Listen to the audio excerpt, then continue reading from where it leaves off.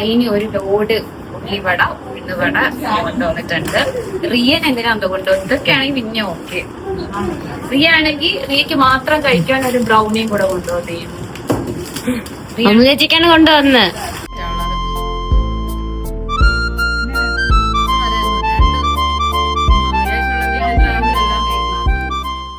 ഷൈനി ഒരു ചായക്കടയായിട്ട് വന്നിട്ടുണ്ട്.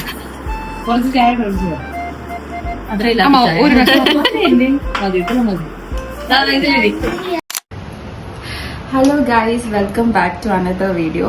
അപ്പോ ഇന്ന് ഞാൻ കുറെ നാളിന് ശേഷമാണ് വയല് വട ഇരിപ്പുണ്ട്. ഗൈസ്, വട കഴിച്ചിട്ട് നേരെ വീഡിയോ എടുക്കാൻ വന്നു. സോ വട എന്തെങ്കിലുമൊക്കെ ഇവിടെ കാണും. അപ്പൊ ഞാൻ എപ്പോഴും എന്തെങ്കിലുമൊക്കെ വീഡിയോ വീട്ടിലിരിക്കുമ്പോൾ ചെയ്യണം എന്ന് വിചാരിച്ചോട്ടെ. ഏപ്രിൽ തൊട്ട് എന്തെങ്കിലും വീഡിയോ ചെയ്യണം എന്ന് വിചാരിച്ചിട്ടാണ് ഞാൻ ദുഃഖവെള്ളിയുടെ വീഡിയോ ചെയ്തത്. എന്നിട്ട് അത് എങ്ങനെയൊക്കെയോ പോസ്റ്റ് ചെയ്ത് പിന്നെ നമ്മള് കുരിശുമല പോയ വീഡിയോ അങ്ങനെ തന്നെ കിടക്കുകയാണ്. അതിന് ഇട്ടിട്ടും കാര്യമില്ല തോന്നുന്നു അല്ലേ? ദുഃഖവെള്ളി ഈസ്റ്റർ ഒക്കെ കഴിഞ്ഞു ആ വീഡിയോ ഒരു ഇട്ടാ പോലെ ആരും കാണൂല. അങ്ങനത്തെ അതുപോലെ ആയതുകൊണ്ട് ഞാൻ കഴിഞ്ഞ പ്രാവശ്യത്തെ പോലെ എപ്പോഴും അതെടുത്ത് കളയാൻ പോകുന്നു. ഞാൻ നെക്സ്റ്റ് ടൈം പോകുമ്പോൾ കറക്റ്റായിട്ട് വീഡിയോ എടുത്തിട്ട് അന്ന് തന്നെ ഞാൻ ഇടുന്നതായിരിക്കും. അപ്പൊ ഇന്ന് ഇവിടുത്തെ ഈവനിങ് ആണ് ഞാൻ കാണിക്കാൻ പോകുന്നത്. അമ്മ ഭയങ്കര ബാലൻസ് ആയിട്ടുള്ള. അപ്പൊ ഞാനും റിയ, എന്റെ 2 ഉണക്ക ടീംസ് ആണ് ഇവിടെ ഉള്ളത്. ഊള ടീംസ് ആണ് ഇന്ന് വീട്ടിലുള്ളത്. ഒന്ന് അന്നയും ഒന്ന് എന്റെ റിയ. ഹായ്. ഇവർ രണ്ടുപേരും ഒരു കാറ്റഗറിയാണ് ഗൈസ്. കാരണം ഇവർ എലുമ്പൂസാണ്. Body shame ചെയ്യുന്നല്ലോ. കേട്ട് ശീലമുണ്ടല്ലേ? അതെ, കേട്ട് ശീലമുണ്ട് പാവം. അപ്പോ ഓക്കെ ഗായ്സ്, അപ്പോ ഇന്നത്തെ വീഡിയോയുടെ പ്രത്യേകത എന്തെന്ന് വെച്ചാൽ ഞാനൊരു മെയിനായിട്ടുള്ള ഒരു വീഡിയോ ആണ്. അന്ന് ചിരിക്കുന്ന വെച്ചാൽ ഞാൻ കുറെ ടേക്ക് പോയി കുറെ ബ്ലെൻഡർ പറയും, കട്ട് ചെയ്യും, കാര്യം തന്നെ വീഡിയോ എടുത്തോണ്ടിരിക്കുകയാണ് ഗൈസ്. അപ്പൊ ഞാൻ മേമയായിട്ടുള്ള ആദ്യത്തെ വീഡിയോ ആണ്. ശരിക്കും ആദ്യമായിട്ട് മേമ ആവുന്നതല്ല. എന്റെ ഇപ്പൊ ഞാൻ ജനിക്കുന്നതിന് മുന്നേ തന്നെ ഞാനൊരു ആന്റി ആയിട്ടുണ്ട്, ഒരു മേമയായിട്ടുണ്ട്. ഞാൻ മാത്രമല്ല, അജിലും അങ്ങനെ തന്നെ. ഞങ്ങളുടെ എന്റെ പപ്പയുടെ സൈഡില്, ഇപ്പൊ പപ്പയുടെ സൈഡ് എടുത്ത് നോക്കിയാൽ അമ്മയുടെ സൈഡ് എടുത്ത് നോക്കിയാൽ രണ്ടുപേരും ഏകദേശം ഇളയ പിള്ളേരാണ്. അതുകൊണ്ട് ബാക്കിയെല്ലാം ചേച്ചിമാർക്ക് ചേട്ടന്മാർക്ക് മക്കളുണ്ട്. അവരൊക്കെ കല്യാണ പ്രായമൊക്കെ ആയ സമയത്താണ് നമ്മളൊക്കെ ജനിക്കുന്നത്. അപ്പൊ എന്റെ പപ്പയുടെ സൈഡില് പപ്പയുടെ മൂത്ത ചേച്ചിയുടെ മൂത്ത മോളെന്ന് പറയുന്നത് മൂത്ത മോളുടെ കൺഫ്യൂഷൻ. മൂത്ത മോനും ഞാനും, അതായത് അവൻ എന്റെ 1 വയസ്സിന് മൂത്തതാണ്. അത് അവന്റെ ആന്റിയാണ് ഞാൻ. ആന്റിയോ വല്യമ്മയോ കുഞ്ഞമ്മയോ ആണ്. വല്യമ്മയല്ല, കുഞ്ഞമ്മയാണ്. കുഞ്ഞമ്മയാണെങ്കിൽ പോലും ഞാൻ അവന്റെ 1 വയസ്സിന് ഇളയതാണ്.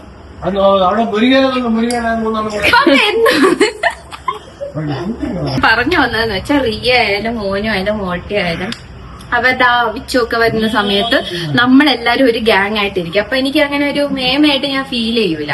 എനിക്ക് അങ്ങനത്തെ ഒരു ഫീല് വരൂല ഞാൻ അവരുടെ മേമയാണെന്നുള്ള. അവരെന്നെ ചേച്ചിന്നാണ് വിളിക്കുന്നത്, ഞാൻ മക്കളെ അങ്ങനെയൊക്കെ. നമ്മൾ അങ്ങനത്തെ ഒരു ബോണ്ട് ഉണ്ടെങ്കിൽ പോലും എനിക്ക് മേമയായിട്ട് തോന്നിയിട്ടില്ല. പിന്നെ അന്ന, കുഞ്ഞാറ്റ, ജുഗുനു ഒക്കെ ജനിച്ചപ്പോഴാണ് ഒരു വലിയ ആളായിട്ടൊക്കെ എനിക്ക് ഫീൽ ചെയ്തത്. അവരൊക്കെ കുറെ വർഷം കഴിഞ്ഞിട്ടാണ് ജനിച്ചത്. പിന്നെ അന്നയ്ക്ക് നല്ല ഏജ് ഉണ്ട്. ഓശ്വ ജനിച്ച സമയത്ത് എനിക്കൊരു മേമ, ഞാൻ ഇപ്പോഴാണ് ഒരു മേമയായത് എന്നുള്ളൊരു ഫീൽ എനിക്ക് വരുന്നുണ്ട് കേട്ടോ. കാരണം പണ്ടൊക്കെ ഇവര് കുഞ്ഞിലേക്ക് ഇവരെ വീട്ടില് വരും, ഇടയ്ക്കൊക്കെ വരുന്ന സമയത്ത് ഇവര് രാത്രിയാകുമ്പോ ഇവര് പോവും. ഇനി ജോഷിനെ എടുത്തോണ്ട് പോകാൻ പറ്റില്ല, ജോഷി വീട്ടിലുള്ളതല്ലേ. അപ്പൊ എനിക്കൊരു മേമയായിട്ടൊക്കെ എനിക്ക് ഫീൽ ചെയ്യുന്നുണ്ട്. പിന്നെ എനിക്കിപ്പോ അതിന്റേതായിട്ടുള്ളൊരു പ്രായമായി. ഇപ്പഴാണ് ഞാൻ കറക്റ്റ് ഒരു മേമയുടെ ഏജ് അല്ലേ? അല്ലാതെ ഈ മുതുക്കികളുടെയൊക്കെ മേമയെന്ന് എനിക്ക് പറയാൻ പറ്റുമോ? ഇതിന്റെയൊക്കെ മേമയെന്ന് എങ്ങനെ ഞാൻ പറയും? പറയാൻ പറ്റുമോ? ഇല്ല, നിനക്ക് അത്യാവശ്യം ഏജ് ഉണ്ട്. റിയക്ക് നാളെ 20 വയസ്സ്. നാളെ റിയയുടെ ബർത്ത്ഡേ ആണ് ഗൈസ്. റിയക്ക് 20 വയസ്സല്ലേ? 15. ഓ, റിയ എനിക്ക് വീഡിയോ എടുത്ത് ഫുൾ വേർത്ത് ഒലിച്ചിരിക്കാണ്. ഓക്കെ, അപ്പൊ ഞാൻ സത്യം പറഞ്ഞ ഈ സെയിം കഥ തന്നെ റിപ്പീറ്റ് അടിച്ച് ഇവർക്ക് ബോറടിച്ച കേട്ടാ. അപ്പൊ നമ്മളിനി ജോഷുവിനെ കാണാൻ പോവാ അല്ലെ? എനിക്ക് മൊത്തത്തില് ജോഷുവിനെ കാണിക്കാൻ പറ്റില്ല. കാരണം ഇപ്പൊ വിരാട് കോഹ്ലി ഒന്നും ആവണേയല്ല, നമ്മള് അനുഷ്ക ശർമ്മയൊന്നും ആവണേയല്ല. പക്ഷെ ഇവന്റെ ഫോട്ടോ ഇട്ടതിന് ശേഷം ഭയങ്കര ഇവൻ നന്നായിട്ട് ക്ഷീണിച്ചു പോയി. ഇപ്പൊ ഷൈനി ഇന്ന് 2-3 ദിവസം കഴിഞ്ഞിട്ടാണ് ഷൈനി വന്നത്. അപ്പൊ ഷൈനി പറഞ്ഞു ഇവൻ നല്ല ക്ഷീണിച്ചു, നല്ല ഉണങ്ങിപ്പോയി, വെയിറ്റ് ഒക്കെ കുറഞ്ഞാണെന്ന് തോന്നുന്നതെന്നൊക്കെ പറഞ്ഞു. അതുകൊണ്ടാണ് ഞാൻ ഫോട്ടോസും വീഡിയോസും ഒന്നും പിന്നെ അധികം ഇടാത്തത്. അല്ലെങ്കിൽ അന്നേ വീഡിയോ ചെയ്തേനെ. ശരിക്കും അന്ന് അതിന് തിരക്കുണ്ടായിരുന്നു. പിന്നെ ഇവക്ക് സിസേറിയൻ ആയിരുന്നു. ഇവളുടെ കൂടെ പ്രസവിക്കാൻ കയറി, ലേബർ റൂമിൽ കയറി എല്ലാവരും പ്രസവിച്ചിട്ട് ഇവള് പ്രസവിച്ചില്ല. അവസാനം നമ്മളവിടെ വെളിയില് ഇവളെന്ത് പ്രസവിക്കാത്തെന്ന് പറഞ്ഞ് നമ്മള് നോക്കിക്കൊണ്ടിരിക്കുകയായിരുന്നു.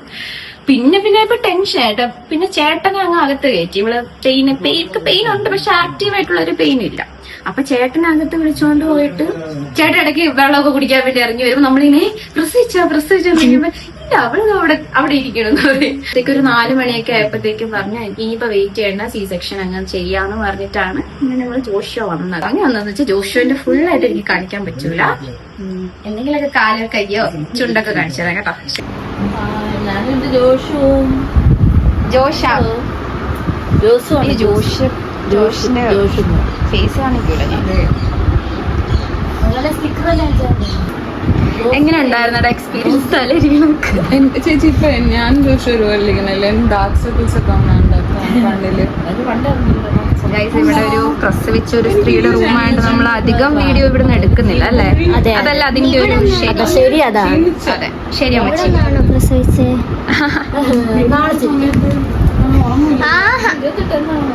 നമുക്ക് പുറത്തു പോകാം വാ. ഇതാരാ വരുന്നേ നോക്കൂ, നമ്മുടെ ആനക്കുട്ടനല്ലേ ഈ വരുന്നത്. ആനക്കുട്ടൻ വട കഴിക്കുന്നു. അപ്പോൾ എൻ്റെ വൈകുന്നേരത്തെ പരിപാടി എന്ന് വെച്ചാൽ ഞാൻ ഫ്രഷ് ആവുന്നതിന് മുന്നേ ജോഷോയുടെ ഡ്രസ്സ് ഞാൻ രാവിലെ വിരിച്ചിട്ടിട്ടുണ്ട്. കുറച്ച് മറ്റേ തുണിയൊക്കെ ഉണ്ടല്ലോ, മുണ്ടൊക്കെ കീറിയ അങ്ങനത്തെ സാധനങ്ങളൊക്കെ മേലെ നിന്ന് എടുത്ത് ഫുൾ മടക്കി നീറ്റാക്കി അവൻ്റെ ഒരു ബാസ്ക്കറ്റ് ഉണ്ട് കേട്ടോ. അതിലെല്ലാം മടക്കി വെച്ചതിന് ശേഷം ഞാൻ കുളിക്കാൻ പോയിട്ട് വന്നിട്ട് അവനെ എടുത്തുകൊണ്ട് ഞാൻ നടക്കും. അപ്പം എനിക്ക് വീഡിയോയിൽ അവനെടുത്ത് നടക്കുന്നതൊന്നും കാണിക്കാൻ പറ്റില്ല, അവൾ സമ്മതിക്കില്ല ഫുള്ള്. അതുകൊണ്ട് ഞാൻ അതൊന്നും എടുക്കണില്ല. പിന്നെ ഇന്ന് റിയയും ഷൈനിയും എല്ലാവരും ഉള്ളതുകൊണ്ട് ഷൈനി ഇപ്പോൾ ജോഷുവിൻ്റെ അടുത്തുണ്ട്. അത് ഞങ്ങൾ കുറച്ചുപേര് പുറത്തിറങ്ങി. ഇവിടെ ഒരു സുണ്ടാപ്പി വന്നു കേട്ടോ. സുണ്ടാപ്പി ഇനി വാ. സുണ്ടാപ്പി, ഈ സുണ്ടാപ്പിനെ എവിടുന്ന് കിട്ടിയതാ? ഹായ് പറയോ? ഹായ്. ഇതാണ് നമ്മുടെ ആനക്കുട്ടൻ. ഹായ്. ഹലോ സുണ്ടാപ്പി. ഗൈസ്, ജുഗുനു ഇപ്പൊ വലിയ ചേട്ടനായി അല്ലേ?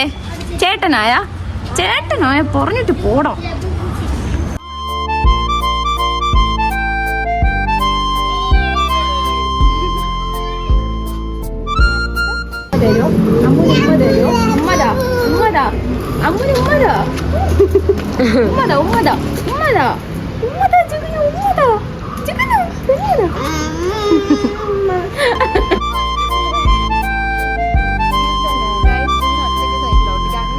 സൈക്കിളോട്ട്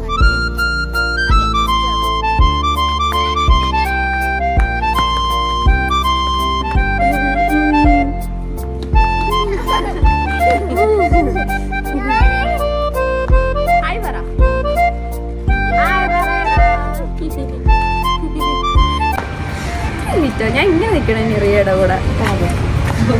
എനിക്ക് ഹൈറ്റ് കുറവാണ് കേട്ടോ. എനിക്ക് ഹൈറ്റ് കൂടുതലാണ്. ഹൈറ്റ്, നാക്ക് എല്ലാം കൂടുതലാണ്.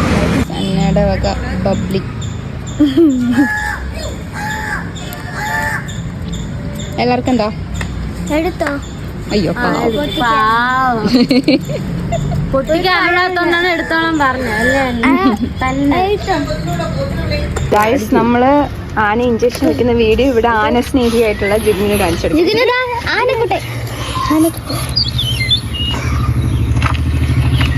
ഇഞ്ചക്ഷൻ വെച്ചാ? ഓ, അടുത്ത ഇഞ്ചക്ഷൻ. അയ്യോ, ഇഞ്ചക്ഷൻ വെക്കണാണ്.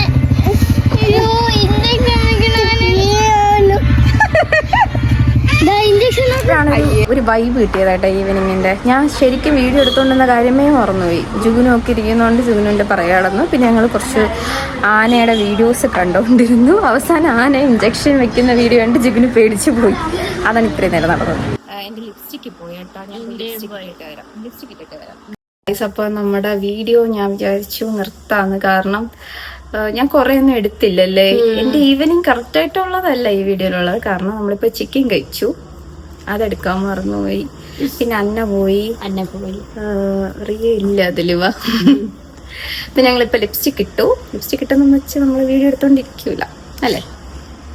അപ്പോൾ ഞാനിത് ചുമ്മാ വെറുതെ ഇരുന്നപ്പോൾ എടുത്തൊരു വീഡിയോ ആണ്. ഇനി ഞാൻ എന്തായാലും ഒരു ഡേ ഇൻ മൈ ലൈഫ് ഒന്നും കൂടെ ചെയ്യും. ഒരു മേമയായി കഴിഞ്ഞിട്ടുള്ള എൻ്റെ ഡേ അത് ഞാൻ എന്തായാലും ഉടനെ തന്നെ എടുക്കുന്നതായിരിക്കും.